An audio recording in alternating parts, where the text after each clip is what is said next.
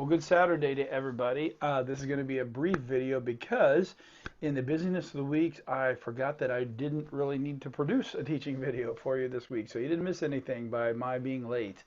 We'll meet all together tomorrow at 10 o'clock in the main auditorium. First of the month, Sunday. That's our pattern now. So we'll all come together and spend the 10 o'clock to 11:15 hour together there as an entire church community or all of our simple churches together.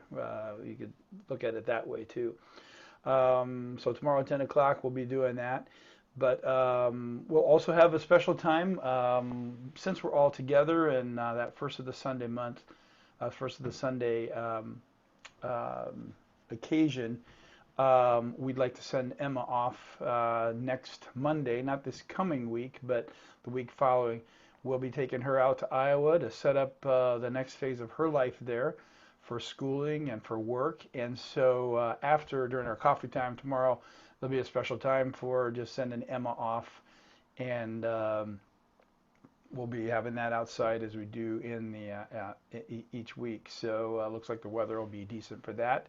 So you can plan on being there for that right after our gathering in the morning at 10, 11:15 or so. We'll go outside, and there'll be a special time to greet Emma and just share your encouragement to her as she moves on into the next phase of things. Another announcement I'll make to you too has to do with food assistance. Clifton and organizations in the area are gearing up again for food delivery and distribution that's provided by government and nonprofit help. And one of the critical needs in our area are for the seniors who live in the apartments at Daughters of Miriam, just down the road from us. And that's really in our neighborhood and our purview. We want to focus our energies on that. So towards the end of the month here, I believe something around the 28th, they're going to be in need for some volunteers through periods of the week, but particularly for distribution down there. See Carl Eisenmenger about that if you're interested in volunteering. And there'll be a variety of things to do in a variety of times, so he can let you know about that too. That's one of the things that's going to be gearing up into the fall, especially if things tighten up and we see it slow down again. We want to be in a position where we're already up and running and ready to help distribute some food to folks. There'll be a number of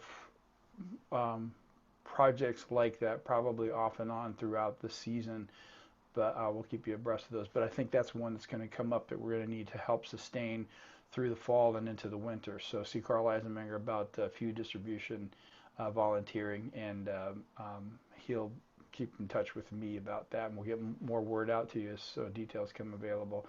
The other thing would be to continue to just pray for our country. Obviously, a lot of turmoil right now with the government being affected all the way up to the president with COVID. So just pray for God's wisdom and for cooler heads to prevail and perspective on things. We need to need to step back and see the resurrected Christ beyond these things, and as God's people be praying in light of that and in that reality. So I encourage you to do that. We will be talking about 1 Peter chapter 1, 3 to 12 tomorrow, or the sort of the second part of as we unfold Peter's letter. I encourage you as many times as you can, become so familiar with this letter.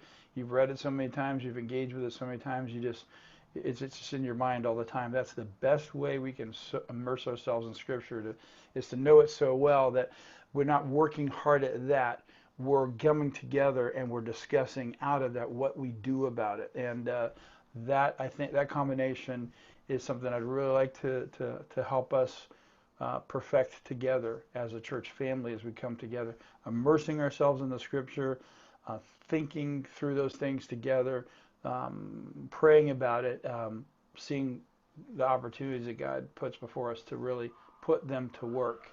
So that's what we're going to be doing through this series through the end of the year in 1 Peter. And again, we'll be looking at this particular part of 1 Peter here. We've already looked at the greeting in chapters 1 and 2. and the identification that Peter makes with Israel to now the new people of God that have been created by Christ. So Gentiles, and that includes us today, are part of this ongoing plan of God for His world through people that He's set apart for Himself for a special purpose. We talked about that last week. So we talked through this first greeting, and we'll look at this song of praise tomorrow, 3 to 12, and pull out some of the core ideas there. Um, that we've been brought into a living hope, and that new hope, new identity, new family is a core, is an anchor of who we are and what we do, and therefore things that happen around us and to us can be seen in the perspective of making a contribution to those things. Our new hope, our new identity, and our new family. They are not something other than or outside of God's plan, but are factored into it, and so it gives us a different perspective on things. So as we continue to think about what it means to be God's people in the world today and moving forward, we'll keep that in mind together as we talk about it tomorrow. So again, read that passage, First Peter 1, 3 to 12. Think about the core ideas there. Try to write down or express in your own words what Peter intends to say there.